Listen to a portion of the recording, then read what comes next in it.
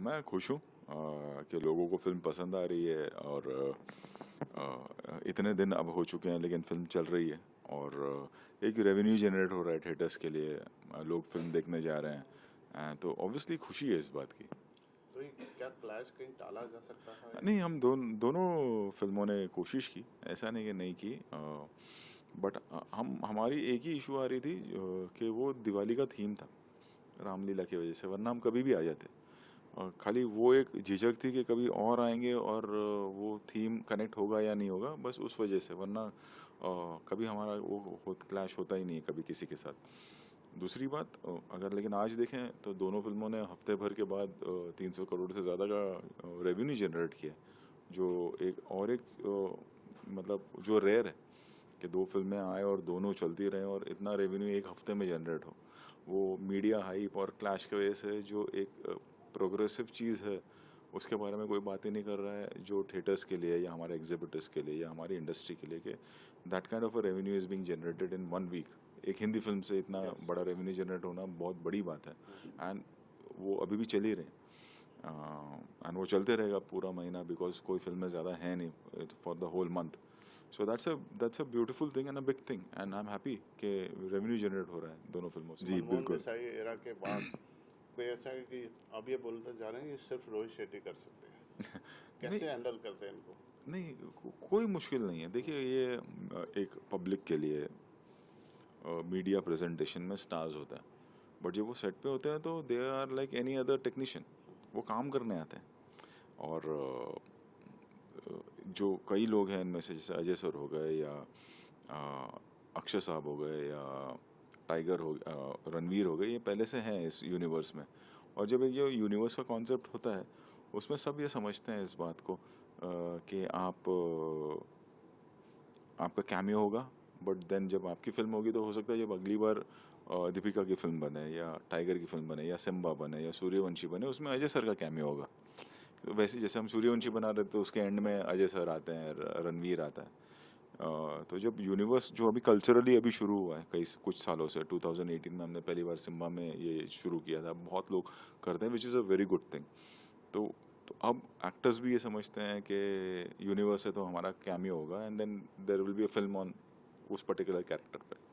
ना आपकी इस पूरी कास्ट में एक तो अजय सर के बारे में बहुत बड़े प्रैंकस्टर हैं, ऊपर से अक्षय सर आ गए। ये ऑफसेट क्या माहौल रहता था? नहीं, इस फिल्म में इतना नहीं हो पाया क्योंकि बहुत मेहनत लगी। आप भी कम नहीं है सर। जी नहीं, हाँ। लेकिन ये बहुत ही फिल्म, क्योंकि ये फिल्म का स्केल बहुत ज़्यादा बड़ा था। हाँ। और मतलब हमारे लिए 24 घंटे भी कम पड़ रहे थे। अगर आप फिल्म का क्लाइमैक्स देखें, वो 30-32 दिन तक शूट हुआ है।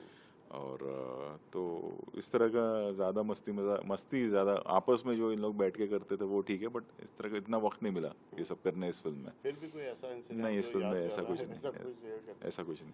वैसे सर अर्जुन को लेके बहुत बातें हो रही थी शुरू में। ऐसा कहा जा रहा था कि रॉन्ग कास्टिंग हो गई है, ये 5 लोगों को मारने के लिए एक अर्जुन कपूर। बस फिल्म के रिजल्ट ने बहुत लोगों को गलत प्रूव किया। नहीं, गलत नहीं कहूँगा कि देखा मैंने, हम पहले आप हमें ट्रोल कर रहे थे, अब आप अर्जुन की तारीफ कर रहे हैं, तो मैं गलत नहीं कहूँगा। उनका अपना एक पॉइंट ऑफ व्यू होगा शायद अर्जुन को लेकर या हमारी जजमेंट को लेकर। और जब हमने उन्हें अपनी मेहनत से काम करके दिखाया तो अब उनकी उनकी उनका वो पॉइंट ऑफ व्यू चेंज भी हुआ है। करेक्ट। आज वो सेम बात नहीं कर रहे हैं। करेक्ट। तो अगर वो सेम बात नहीं कर रहे हैं तो आई थिंक हमें भी वो चीज़ को अप्रिशिएट करना चाहिए कि जो हम चाह रहे थे वो हुआ, लोगों को पसंद आ रहा है अर्जुन का character. So I am happy about that. But आपके अंदर जो स्पिरिट कैसे आती है, जिस इंसान का वक्त खराब चल रहा हो उस वक्त उसके साथ खड़े रहना, ये कैसे थॉट होती है इतने बड़े प्रोजेक्ट पे? नहीं, देखिए, रिस्क रिस्क का क्या है कि एक फिल्म है, आपने बनाई, फिल्म चलेगी नहीं चलेगी, फिर आप आगे बढ़ जाएंगे लाइफ में। सो उससे ज़्यादा इम्पोर्टेंट ये होता है कि आपकी ईमानदारी और आपकी मेहनत, जो आपने अपना 100% दिया है कि नहीं दिया है, वो इम्पोर्टेंट होता है। मैं कभी इस तरह से सोचता ही नहीं हूँ। ऑब्वियसली मैं डायरेक्टर हूँ, मैं प्रोड्यूसर हूँ, मैं चाहूँगा कि मेरी फिल्म पसंद आए और लोगों को बहुत ज़्यादा पसंद आए। बट उससे ज़्यादा इम्पोर्टेंट होता है कि मेरे लिए कि हमने ऑनेस्टली मेहनत की है या नहीं, वो इम्पोर्टेंट होता है। अर्जुन ने उतनी ऑनेस्टली मेहनत की है या नहीं, या हम सब ने मिलकर, अर्जुन पहली बार हमारे साथ काम कर रहा है तो उसने अपना 100% दिया, हमने हमारा 100% दिया, और हमने फिर किस्मत और ऑडियंस पे छोड़ दिया और उन्होंने उसे पसंद किया। और सर जिस तरह से आपने कॉप यूनिवर्स स्टैब्लिश किया, मैं अभी आपके बाहर सिक्योरिटी वालों से बात कर रहा था, पुलिस साहब बोलते हैं सपने में भी पुलिस का यूनिफॉर्म दिखाई देता। कि ये कितना हद तक सही है? आपके बॉडी लैंग्वेज, आप खुद भी एक पुलिस वाले की तरह रहते हैं जब चलते बात करते हैं, तो कितना इस फिल्म का असर आपके पर्सनल। नहीं, फ़िल्म का असर नहीं, वो एक मैं इसलिए बोल रहा था कि लोग पूछ रहे थे कि अब अगली कॉप फ़िल्म कौन-सी बनेगी, तो मैंने उस पॉइंट ऑफ व्यू से कहा कि अभी मुझे थोड़ा-सा ब्रेक देना होगा कि 2008 से हम कॉन्स्टेंटली यही कर रहे हैं। तो थोड़ा-सा ब्रेक देके मैं करना चाहूँगा कॉप यूनिवर्स वापस से।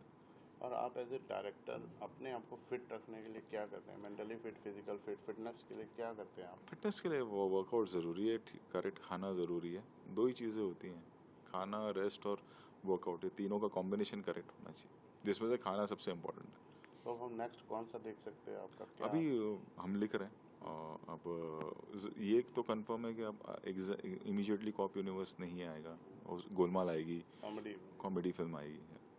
चलिए, थैंक यू सर, हमसे थैंक यू, बात करने थैंक के यू।